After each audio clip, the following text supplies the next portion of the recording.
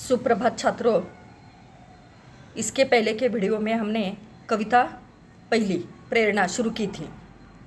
पहली त्रिवेणी देखिए हमने, उसमें माँ की ममता, माँ का ममत्व देखा हमने। दूसरी त्रिवेणी में हमने पिता का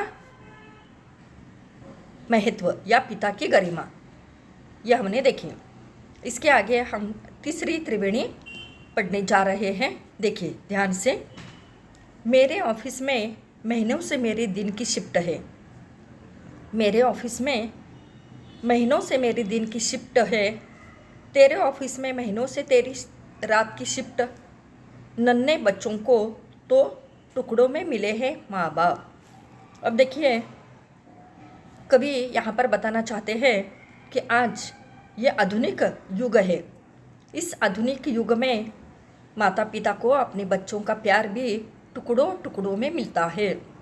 जब माँ घर में होती है तो पिता घर में नहीं होते, जब पिता घर में होते हैं तो माँ घर में नहीं होती, क्योंकि आज का युग जो है ये आधुनिक है। इसमें माता पिता दोनों को नौकरी करनी पड़ रही है। महानगरों में, शहरों में आज यही हालत है सभी घरों की। महंगाई का ज़माना है, इसलिए एक की तनख्वाह पर घर चलता नहीं, क्योंकि महंगाई में बच्चों को पालना, उसका पालन पोषण करना ये बहुत ही खर्चीला हो रहा है। इसीलिए यहाँ बताया गया है कि मेरे ऑफिस में, कभी कहते हैं मेरे ऑफिस में महीनों से मेरी दिन की शिफ्ट है।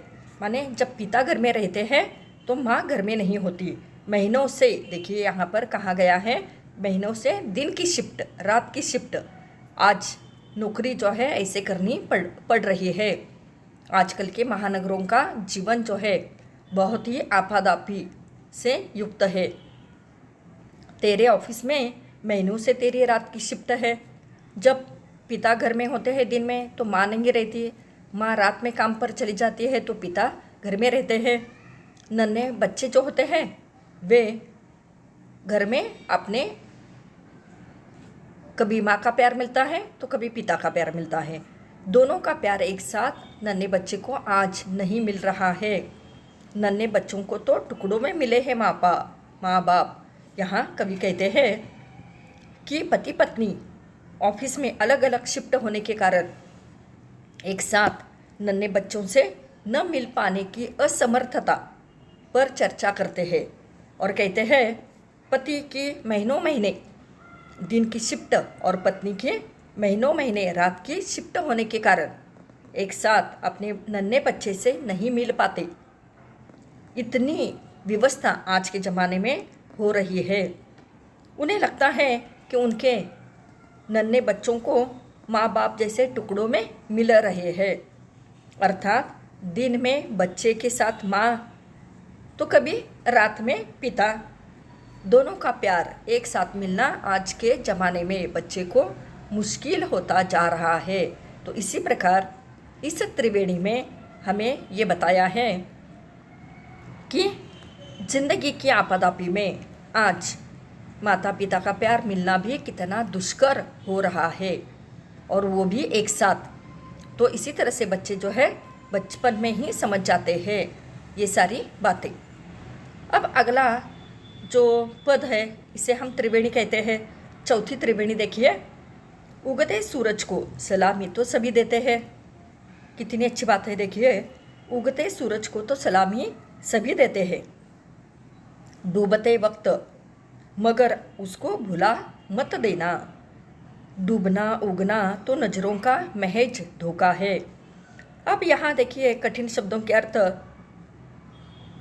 डूबना उगना तो नज़र का महज माने खोखला, ये क्या है? धोखा है। तो इसी प्रकार कवि हमारे कहते हैं कि आज हमारे जीवन में कभी उत्थान होता है हमारा तो कभी पतन होता है। तो ये तो हमारे जीवन की स्वाभाविक प्रक्रिया है। लेकिन कभी कभी जब हमारे खुशी के दिन होते हैं, अच्छे दिन होते हैं, तो सब लोग हमें सलामी देते हैं, हमारे सामने वाहवाही करते हैं, हमारी तारीफ करते हैं, आगे आगे करते हैं। लेकिन कभी हमारे बुरे दिन आते हैं तो वही लोग हमें देखकर भी अनदेखा करके चले जाते हैं। माने उगते सूरज को तो सलामी सब लोग देते हैं, लेकिन डूबते वक्त कभी कहते हैं, कभी ऐसे वक्त क्या करना चाहिए, कभी किसी को भुलाना नहीं चाहिए। डूबना उगना तो क्या है, ये प्रकृति की प्रक्रिया चलती रहती है। ये पहिया जो है हमारा दिन रात चलता रहता है। जैसे कि दिन है तो रात है, सुख है तो दुख है, आशा है तो निराशा है, जीवन में हमारे आते रहते हैं। तो इसी तरह से कभी कहते हैं कि सूर्य का उदय होता है और उसका अस्त भी होता है, मगर अस्त होना उदय होने का लक्षण माना जाता है। इसलिए उदय होना और अस्त होना दोनों का महत्व अपना होता है, समान होता है। अतः पतन के समय किसी का तिरस्कार हमें नहीं करना चाहिए। जब दुख के दिन आते हैं, बुरे दिन आते हैं, तो उसे हमें भुलाना नहीं चाहिए। तो इसी तरह से कवि ने यहाँ पर हमें जीने की कला सिखाई है इस त्रिवेणी में। बहुत सुंदर है। दुनिया में उसी की जय जयकार होती है कि जो व्यक्ति बहुत अमीर होता है, पैसे वाला होता है, लेकिन गरीब को कोई देखते नहीं।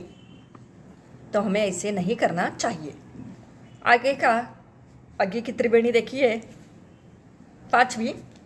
चलते चलते चलते चलते जो कभी गिर जाओ, खुद को संभालो और फिर चलो। चोट खाकर ही हमें सीख मिलती है।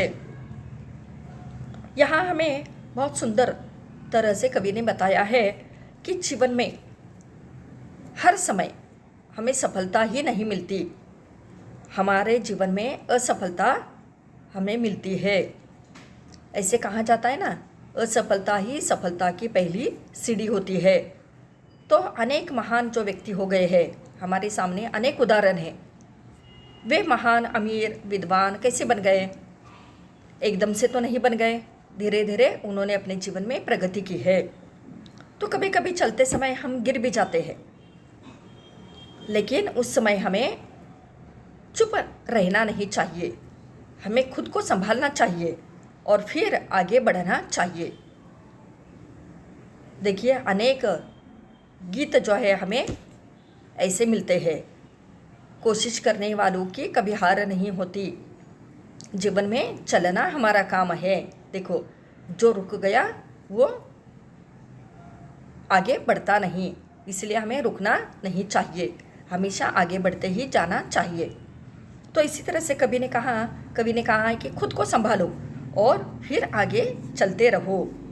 चोट खाकर ही सीख मिलती है। जब हमें अपने जीवन में चोट मिलती है, कभी अपयश मिलता है, हार मिलती है, तो इस हार से हमें डरना या घबराना नहीं चाहिए, बल्कि आगे हमें बढ़ना चाहिए और हमारी मंजिल जो है उसकी तरफ हमें बढ़ना चाहिए। और जो हमने अपने जीवन में हमारे जीवन में ध्येय है, उसे हासिल करना चाहिए। कभी कहते हैं, देखिए, कि असफलता में ही सफलता छिपी रहती है। इसलिए हमें अपने जीवन में प्रयास करते करते असफल हो जाए तो निराश नहीं होना चाहिए। आजकल के विद्यार्थी जल्दी ही निराश होते हैं। कभी कभी देखिए, पहली परीक्षा में हमें कम मार्क मिलते हैं तो विद्यार्थी निराश होता है और आगे की पढ़ाई करता नहीं। लेकिन ऐसे समय उसे ये सोचना चाहिए कि इस परीक्षा में हमें कम मार्क मिले हैं, तो उसके कारण हमें ढूंढना चाहिए कि किस लिए हमें कम मार्क मिले, और आगे की आने वाली जो परीक्षा है उसमें उसे अच्छे मार्क कैसे मिले, हासिल करे, ये हमें देखना चाहिए, न कि निराश होना चाहिए। फिर हमें प्रयास करना चाहिए। चोट खाकर ही तो हमें ज़िंदगी में सीख मिलती है। तो इस प्रकार इस बात को हमें हमेशा याद रखना चाहिए। तो इसी तरह से कवि जो है हमें बहुत अच्छे अच्छे विचार जो है इस कविता में बता रहे हैं। तो अब तक विद्यार्थियों देखो, पहली त्रिवेणी हो गई माँ का ममत्व, दूसरी त्रिवेणी हो गई पिता की गरिमा, तीसरी कविता है आधुनिक युग में जो हमारे जीवन में आपाधापी है उसके बारे में बताया गया है। चौथे त्रिवेणी में हमें ये बताया है कि हमेशा एक जैसे दिन हमारी ज़िंदगी में नहीं रहते, कभी सुख कभी दुख आता ही रहता है, लेकिन हमें गरीबों को, दुखी लोगों को कभी भूलना नहीं चाहिए, ऐसे कहा है। अगली त्रिवेणी में हमें कहा है कि असफलता ही सफलता में छिपी होती है, असफलता में सफलता छिपी होती है, तो उसे हमें ध्यान से पढ़ना चाहिए। तो आगे हम अगली त्रिवेणी जो है देखेंगे। धन्यवाद।